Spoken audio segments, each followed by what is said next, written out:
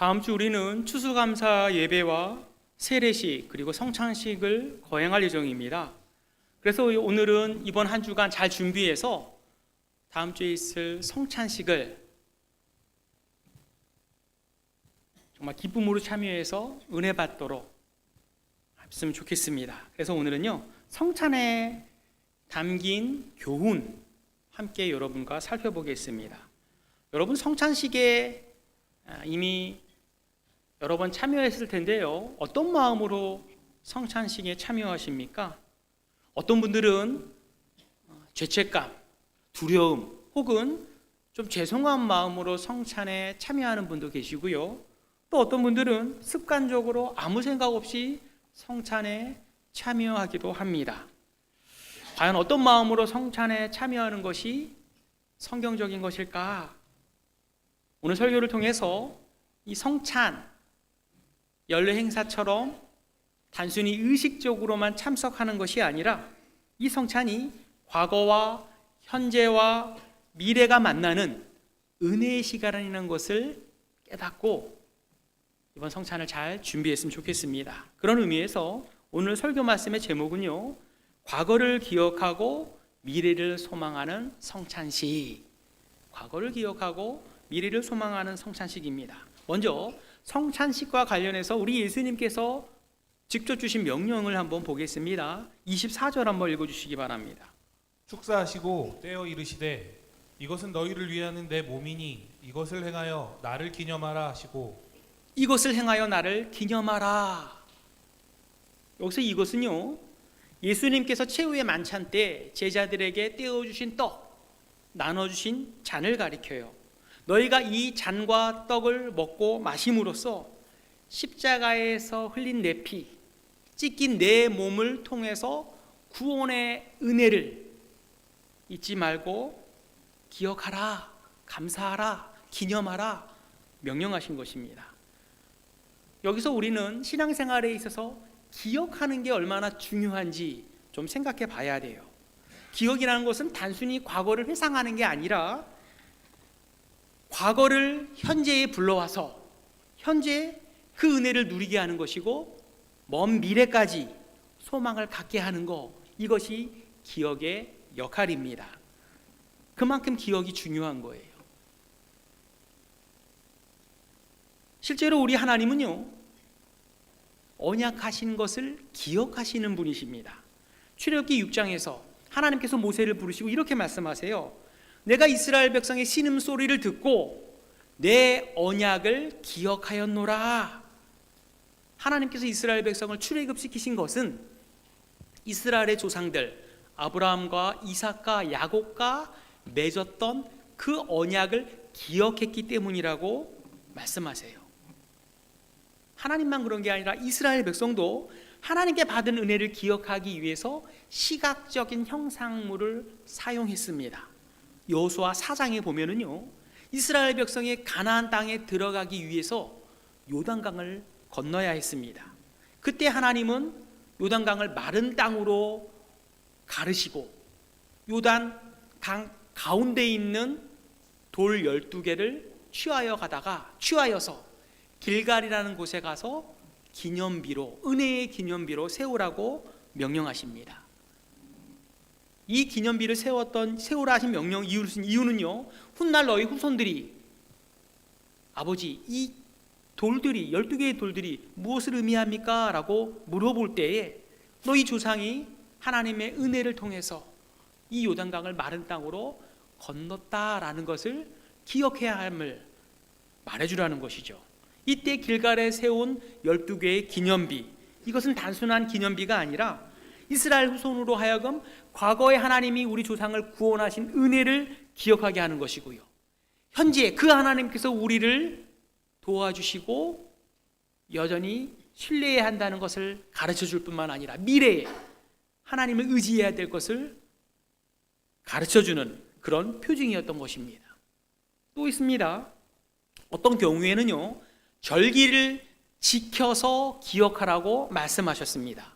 여러분, 이스라엘이 기억해서 지켜야 할 절기 가운데 가장 중요한 절기가 뭐가 있을까요? 6월절입니다. 예. 하나님은 이스라엘 백성에게 매년 유월절을 지키라, 영원한 규례라 라고 명령하셨어요. 그래서 이스라엘 가정의 가장 아버지는요, 유월절만 되면 무교병을 만들고 쓴 나물을 먹으면서 자녀들에게 내가 애굽에서 나올 때 하나님께서 나를 위해서 행하신 이 놀라운 일을 기억하기 위해서 유월절을 지키는 거야 라고 가르쳐야 했습니다. 재미있는 것은요, 출애굽할 때 그 출애굽 세대 있지 않습니까? 그들이 아닌 그들로부터 한참 지난 100년, 1000년 그 이후에 후손들도 본인이 직접 애굽에서 나온 건 아니지 않습니까? 그럼에도 불구하고 내가 애굽에서 나올 때라고 말을 해야 했다는 거예요. 이것은요, 기억의 힘입니다. 과거의 출애굽 사건을 내가 애굽에서 나올 때라고 말함으로써 오늘날 나의 이야기가 되도록 하나님께서 만드신 거예요. 마찬가지로 예수님께서 성찬을 제정하시면서 나를 기념하라 말씀하신 것도 같은 이치입니다. 비록 우리가 예수님 당시 제자들과 함께 성찬에 참여하지는 않았을지라도 현재 우리가 성찬에 참여하면서 그 예수님의 말씀을 기억함으로써 예수님과 지금 그리고 과거에 함께 성찬에 참여하는 것을 체험할 수 있는 거예요. 과거의 기억이 오늘날 우리의 기억으로, 체험으로 되는 것입니다. 그러므로 저와 여러분 이번 성찬에 앞서서 한 주간 동안 예수님께서 십자가에 흘리신 피, 찢기신 살, 그것을 기억하면서 묵상해야만 하는 것입니다. 이것이 기억의 힘이에요. 두 번째, 그러면 성찬의 의미에 대해서 이제 한번 살펴보도록 하겠습니다. 성찬의 의미. 여러분, 이스라엘 백성은 하나님과 계속 언약을 맺어왔습니다. 그런데 하나님께서 이스라엘 백성과 언약을 맺을 때마다 모든 언약에 반드시 따르는 게 있어요. 그건 무엇인가 하면 피가 있습니다. 피. 짐승의 피가 항상 흘렸다는 거예요. 하나님께서 아브라함과 횃불 언약을 맺으실 때 타는 횃불이 둘로 쪼개져 피 흘리는 짐승 사이로 지나감으로써 언약이 체결됐습니다. 시내산에서 하나님께서 이스라엘 백성과 언약을 맺으실 때에도 모세가 소를 잡아서 그 피를 양푼에 담아다가 절반은 제단에 뿌리고 절반은 백성들에게 뿌리는 거예요. 이걸 통해서 언약이 맺어진 것입니다. 에덴 동산에서 아담과 하와가 선악과를 따먹고 범죄할 때에 하나님은 이 두 사람의 수치를 가리기 위해서 짐승을 잡아 죽이고 그 가죽을 가지고 가죽옷을 지어 입으신 거죠. 이때도 짐승의 피가 흘린 겁니다. 이처럼 하나님은 언약을 맺으실 때마다 언제나 피를 통해서 승인하신 거예요. 이게 성경의 원리입니다.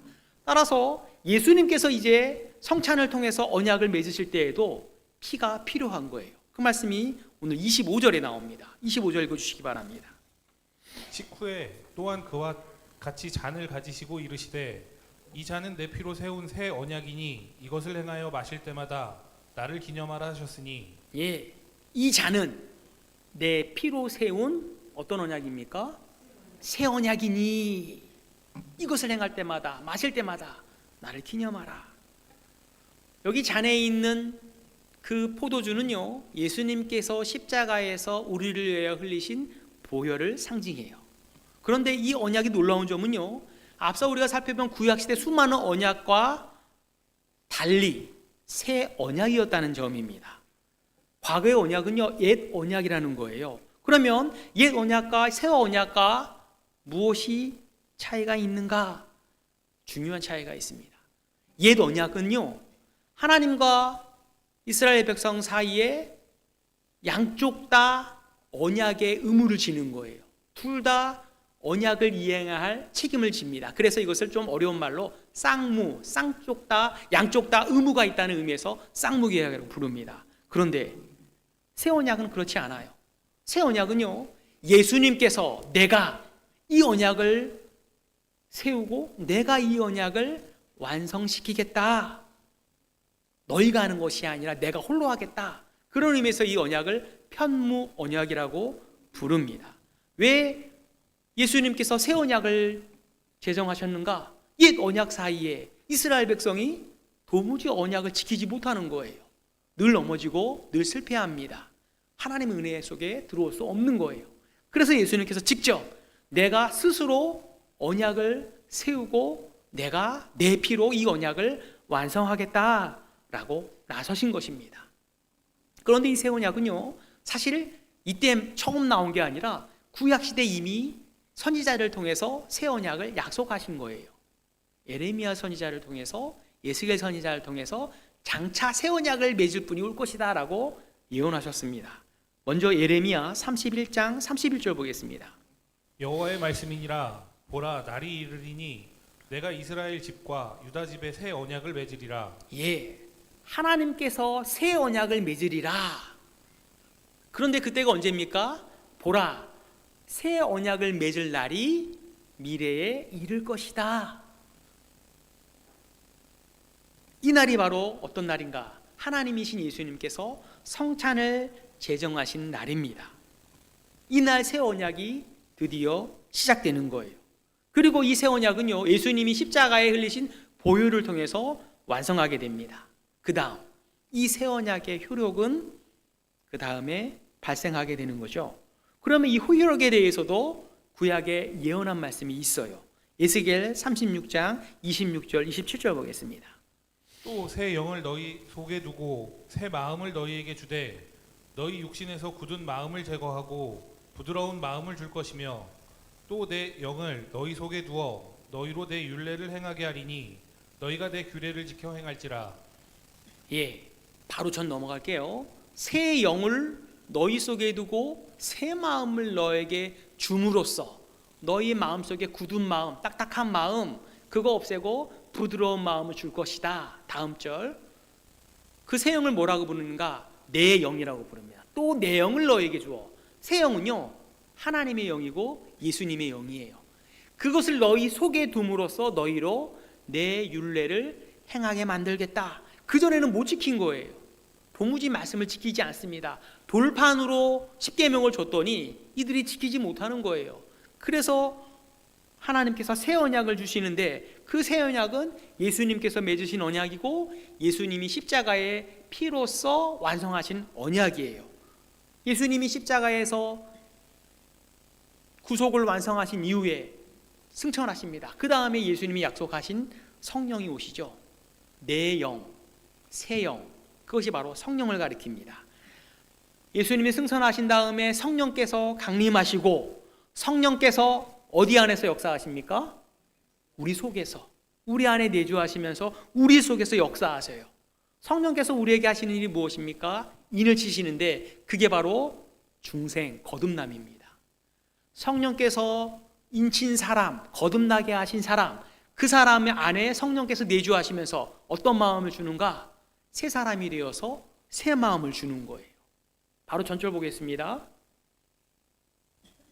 내 영을 너희 속에 두고 성령을 너희 안에 두고 너희로 새 사람을 만든 다음에 새 마음을 너에게 주셔서 너희 마음을 이제 부드럽게 만들 것이며 다음 절,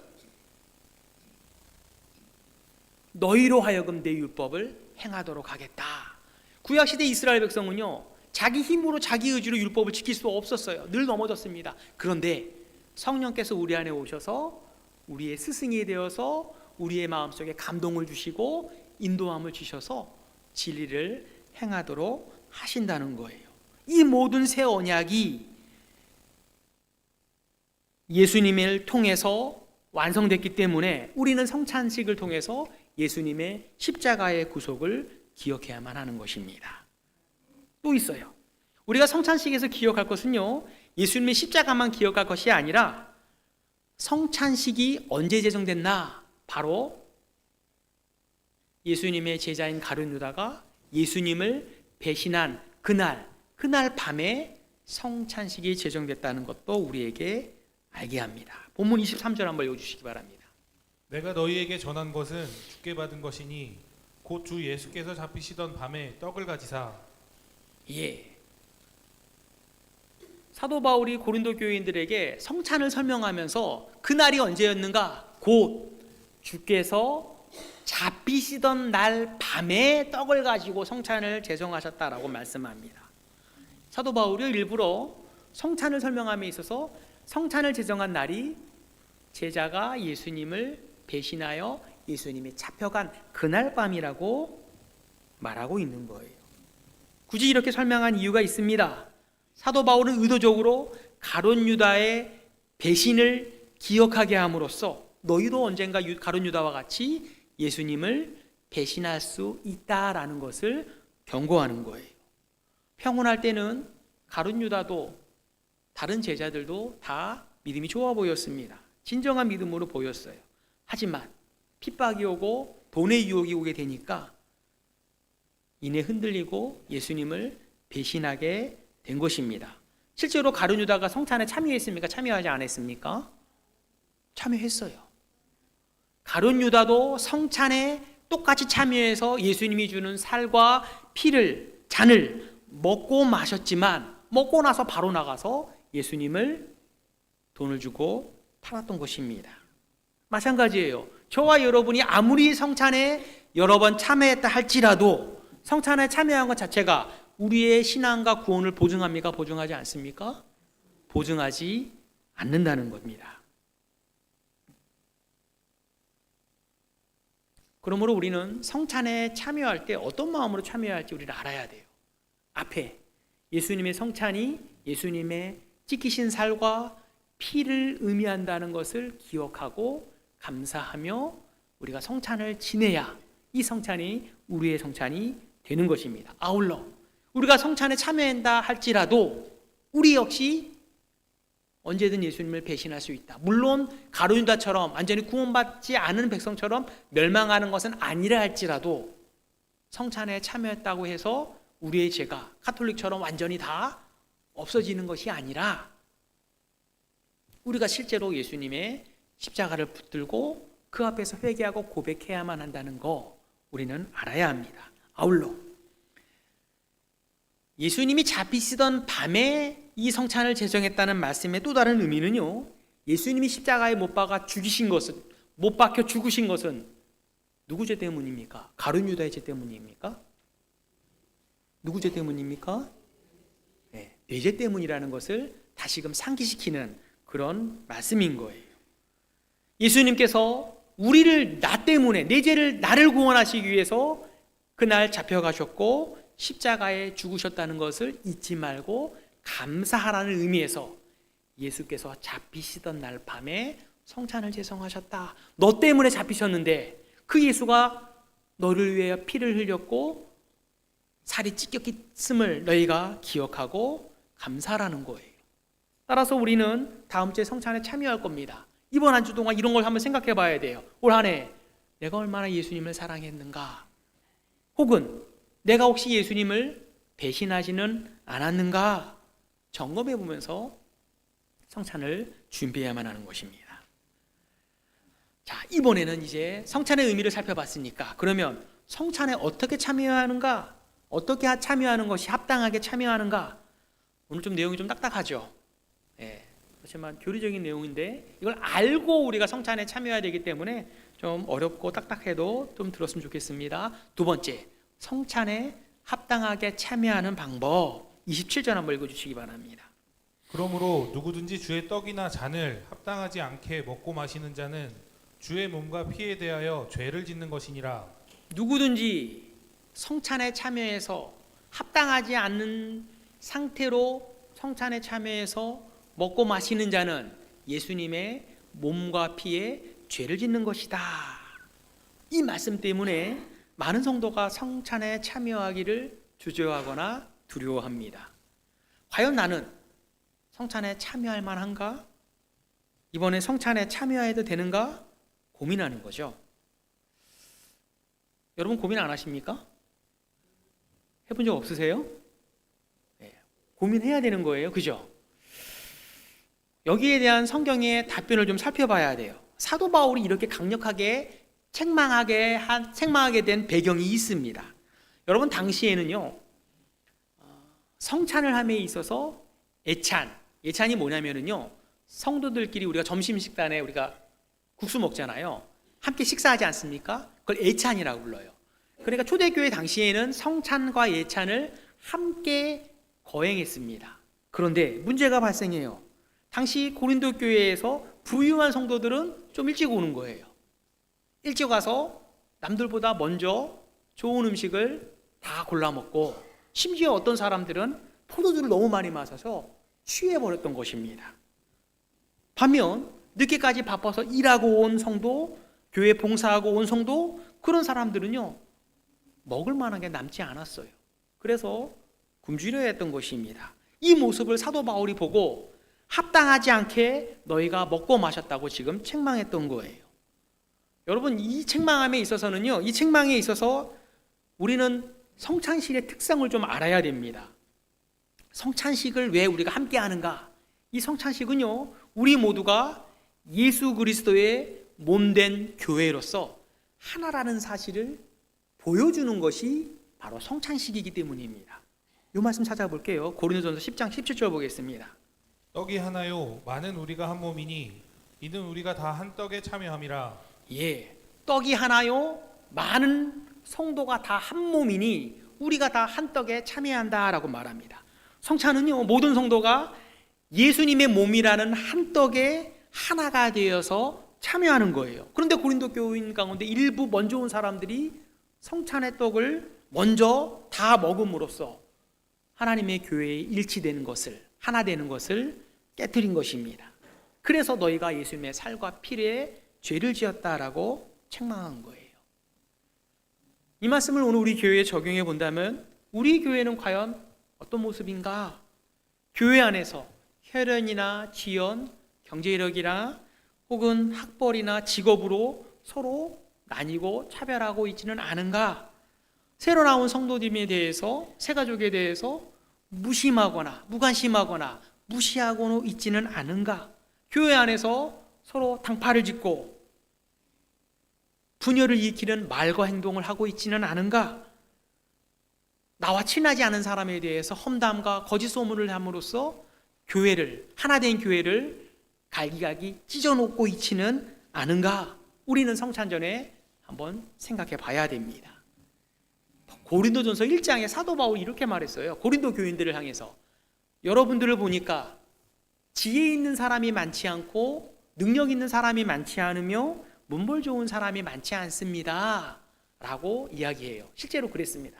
평범한 사람들, 그런 사람들이 그냥 모였어요. 그런데 그들 가운데 하나님의 은혜를 받고 직분을 받고 또 시간의 흐름에 따라서 교만해서 자기들끼리도 그렇지 못한 성도들을 서로 무시하고 깔보는 그런 일이 발생한 것입니다. 따라서 성찬에 참여하는 우리는 우리 스스로에게 한번 물어봐야 돼요. 나는 그리스도의 교회를 세우고 있는가? 아니면 찢고 있는가? 이걸 다 함께 고민해 보면서 성찬에 참여해야만 하는 것입니다. 또 있습니다.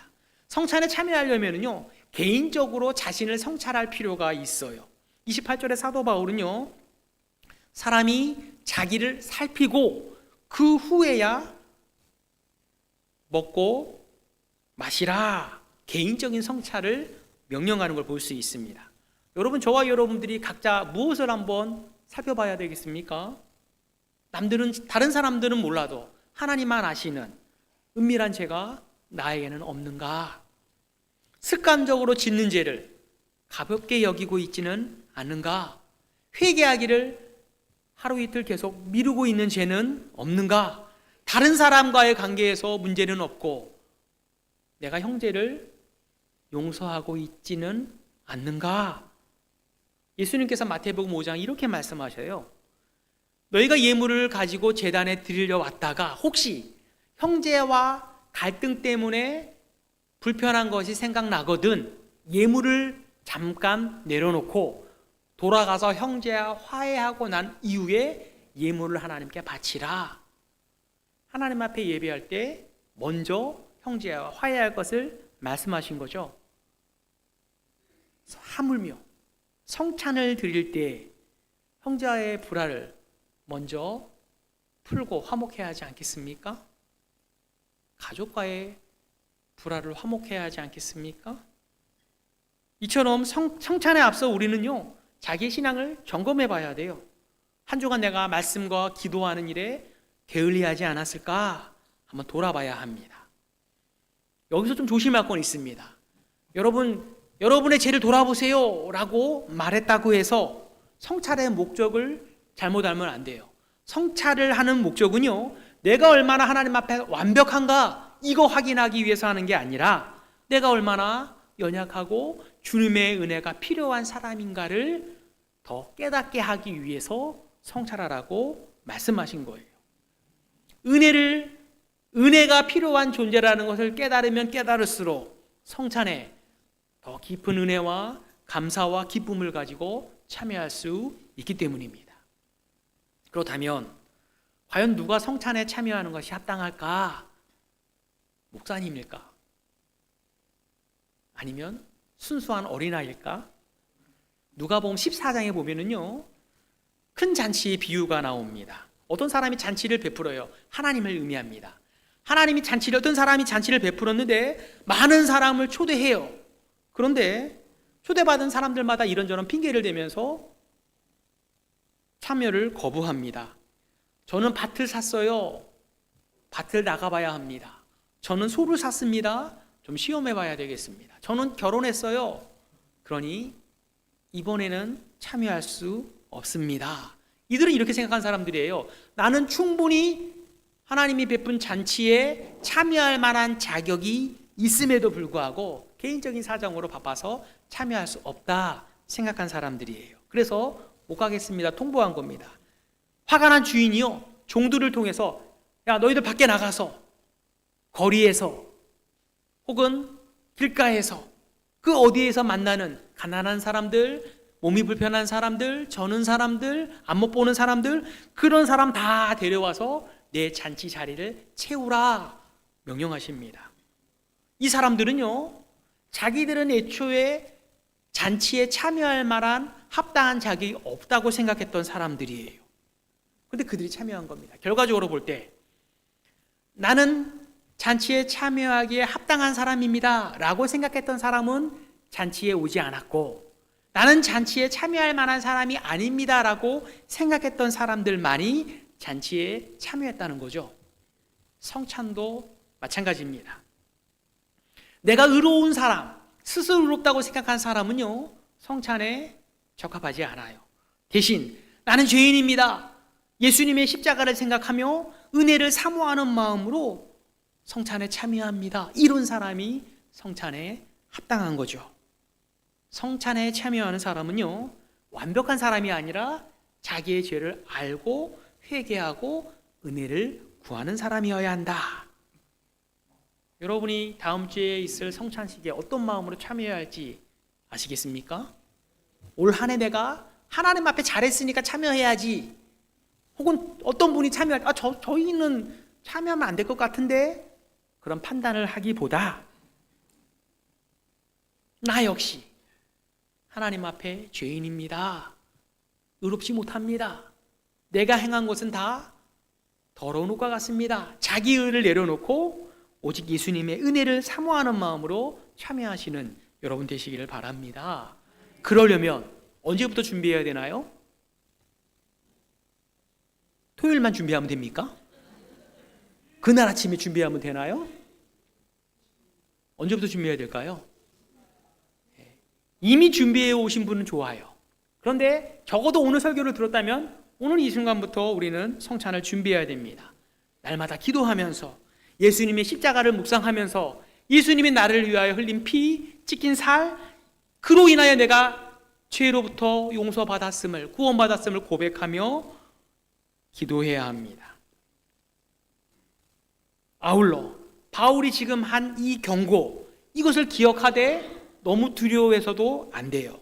바울의 경고는요, 성찬을 가볍게 여기는, 의식적으로 여기는 그런 사람들을 향한 경고예요. 오히려 이 경고 때문에 신실한 성도가 성찬에서 멀어지는 것이 더 큰 문제인 것입니다. 혹시 여러분 가운데 최근에 혹은 올해 내가 성찬에 참여하기에 너무 큰 죄를 지었다거나 너무 많은 죄를 반복해서 지었다고 생각되는 분이 계시다면, 그거야말로 여러분이 성찬에 참여해야 할 이유입니다. 성찬은요, 건강한 사람을 부르는 게 아니에요. 마음이 병들고 영혼이 병든 사람을 하나님께서 위에서 상을 베푸신 자리입니다. 저와 여러분이 성찬에 참석하기에 합당한 것은요, 우리의 의로움 때문이 아니라 예수님의 피가 우리를 합당하도록 만들었기 때문입니다. 그러므로 오늘부터라도 지난 날을 좀 회개하시고 은혜를 사모하는 마음으로 예수님의 성찬 초청에, 이번 초청에 응하시기 바랍니다. 예수님이 이렇게 말씀하세요. 나는 의인을 부르러 온 것이 아니라 죄인을 부르러 왔으니 너희 죄의 짐으로 수고하고 무거운 짐진 자들아 다 내게로 오라. 내가 너희 일을 쉬게 하리라. 이번 성찬을 통해서 우리에게 주시는 초청의 메시지입니다. 꼭 이번 성찬에 참여해서 주 안에서 참된 안식과 평안을 누리시는 여러분 되시기를 바랍니다. 마지막으로 하나만 더 살펴볼게요. 우리가 어떻게 성찬에서 예수님을 만나서 교제할 수 있을까? 세 번째, 예수님과의 만남과 교제를 한번 살펴보겠습니다. 여러분, 성찬식에서 예수님께서 어떻게 우리 가운데, 우리 교회 가운데 성찬하는 가운데 임재하실까요? 그 임재하신 예수님을 어떻게 볼 수 있겠습니까? 그러려면은요, 저와 여러분이 먼저 믿음의 눈을 가지고 예수님을 바라봐야만 합니다. 무엇을 가지고요? 믿음의 눈으로 바라봐야 돼요. 누가복음 24장에 보면은요, 엠마오로 두 제자가 내려가는 장면이 나옵니다. 이 두 제자는요, 얼마 전 예수님께서 십자가에 죽으신 그 사실에 너무 낙심이 돼서 사역을 포기하고 고향 엠마오로 돌아가던 중이었어요. 예수님 이 제자를 아시고 부활하신 예수님께서 찾아오셔서 이들과 함께 대화하며 걸어갑니다. 그런데 이 정작 두 제자는요, 부활하신 예수님을 알아보지 못해요. 낙심 때문에 믿음의 눈이 감겼기 때문입니다. 어두워졌기 때문이에요. 그런데 이후에 이들이 예수님과 식사를 하는 중에 눈이 번쩍 밝아지고 예수님을 발견하게 됩니다. 언제 발견하게 되나요? 예수님께서 떡을 떼실 때, 그때 예수님을 발견하게 됩니다. 예수님을 떡을 떼실 때 그들이 무엇을 생각했을까요? 성찬을 처음 제정하실 때, 최후의 만찬 때 예수님이 떡을 떼시던 그 모습이 다시 떠올랐던 거예요. 과거의 기억이 현재로 연결된 것입니다. 그래서 예수님을 비로소 알아볼 수 있었던 거죠. 마찬가지입니다.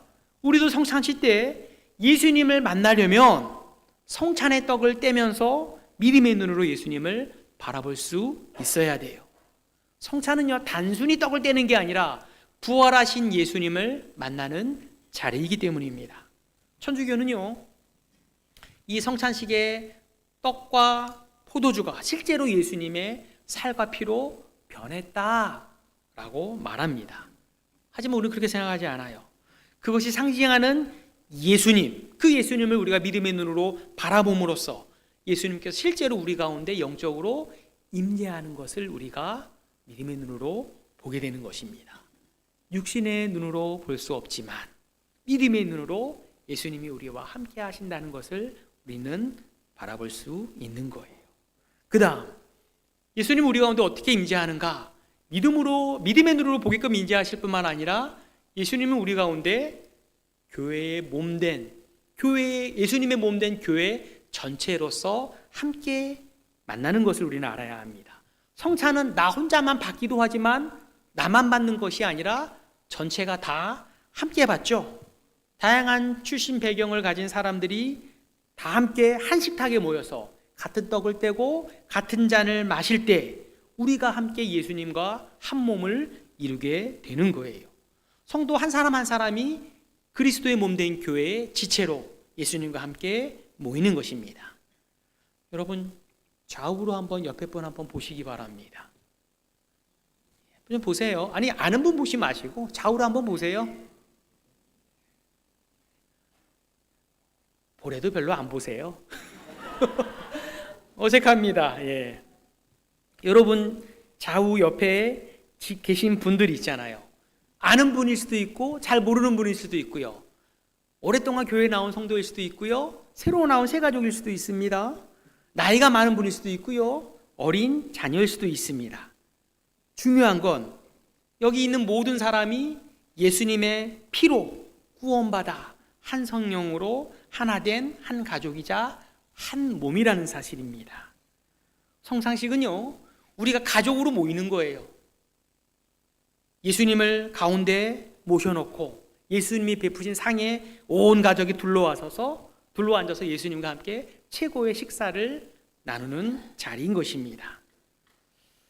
이 세상 그 어떤 요리와 비교할 수 없는 예수님의 살과 피라는 최고의 음식이 준비된 자리예요. 이 살을 먹고 이 피를 마시는 자는 결코 줄이지도 않고 목마르지도 않고 영원히 살아 샘솟는 그러한 양식을 먹는 것입니다. 저만 기대되고 설레나요? 여러분 어떻습니까? 네, 성찬에 참여해야 되겠죠. 그런 마음을 꼭 품으시기 바랍니다. 마지막, 성찬. 오늘 제목이 뭐라고 그랬습니까? 과거를 기억하고 미래를 소망하는 성찬식이에요. 성찬은요, 과거와 현재와 미래가 함께 만나는 식탁이라는 것을 우리는 알아야 합니다. 먼저 성찬은 과거를 떠올리게 해요. 예수님께서 성찬을 제정하시면서 이것을 먹고 떼면서 나를 기념하라. 2000년 전 예수님의 십자가를 생각하면서 우리는 구원을 확신할 수 있어요. 그리고 지금 오늘 우리에게 주시는 은혜를 받아야 합니다. 성찬에 참여하고 떡과 잔을 마실 때에 예수님을 직접 만날 수 있고 예수님이 주시는 은혜를, 새 힘을, 새 소망을 우리는 얻을 수 있는 것입니다. 더 나아가 미래까지 우리는 바라볼 수 있어요. 본문 26절 보겠습니다. 너희가 이 떡을 먹으며 이 잔을 마실 때마다 주의 죽으심을 그가 오실 때까지 전하는 것이니라. 성찬을 하면서 이 잔을 먹고 이 떡을 먹으며 이 잔을 마실 때마다 주의 죽이심을 그가 오실 때까지 전하는 이것이니라. 주님이 재림하실 때까지 계속 성찬에 참여하면서 주님의 재림을 소망할 뿐만 아니라 우리 가운데 있는 잃어버린 가족들, 믿지 않는 가족들에게 예수님을 전해야 한다라고 말씀하는 거죠. 성찬은요, 나만 구원받았습니다 참여하는 것이 아니라 이 성찬에 참여하는 모습을 통해서 구원의 은혜가 우리 믿지 않는 혹은 떠난 가족들에게도 전하기를 소망해야만 하는 것입니다. 더 나아가 주님이 재림하시면은요, 우리를 천국으로 데려가시는데 천국에 천국잔치가 예비되어 있습니다. 어린 양의 혼인잔치. 우리가 이 땅에서 하는 성찬은요, 우리가 천국에서 맡게 될 어린 양의 혼인잔치에 대한 예표예요.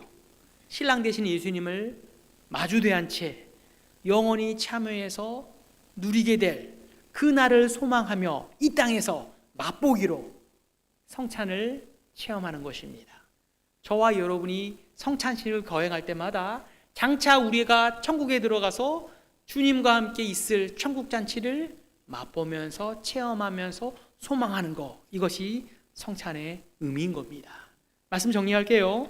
이번 성찬을 통해서 우리는 예수님의 십자가의 죽음과 부활을 기억해야 할 것입니다. 성찬에 참여함에 있어 자신을 살펴보되 나는 완벽한가? 그거 보는 게 아니라 나 역시 은혜가 필요한 죄인이라는 것을 발견하는 거예요. 우리가 성찬에 참여할 자격을 얻게 되는 것은요, 우리에게 있지 않고 예수님의 피에 있습니다. 그러므로 두려워하지 마시고 감사함으로, 의무감이 아닌 기쁨으로, 죄책감이 아닌 은혜를 사모하는 마음으로 참여하시기 바랍니다. 잘 준비해서 이번 성찬을 통해서 장차 있을 영원한 천국잔치를 맛볼 수 있는 저와 여러분 되시기를 주님의 이름으로 축원합니다. 기도할게요. 주님께서 2000년 전 우리를 구원하기 위해서 십자가에 피 흘려 죽으시고 부활하여 주신 은혜 너무나 감사를 드립니다. 주님이 세우신 그 새 언약으로 말미암아 저희가 구원받아 하나님의 자녀가 되었사오니 주님의 명령대로 성찬을 참여할 때마다 주님의 은혜를 기억하며 오늘 그 은혜를 누릴 뿐만 아니라 미래의 소망을 갖는 저희들 다 되게 하여 주시옵소서. 우리의 의로움이 아닌 오직 예수님의 보혈로서 성찬에 참여할 자격을 얻었음을 믿고 감사함으로, 기쁨으로, 소망으로 참여하는 사랑하는 정은교회 모든 성도님들 되게 하여 주시옵소서. 예수님의 이름으로 기도 올리옵나이다. 아멘. 찬송하겠습니다.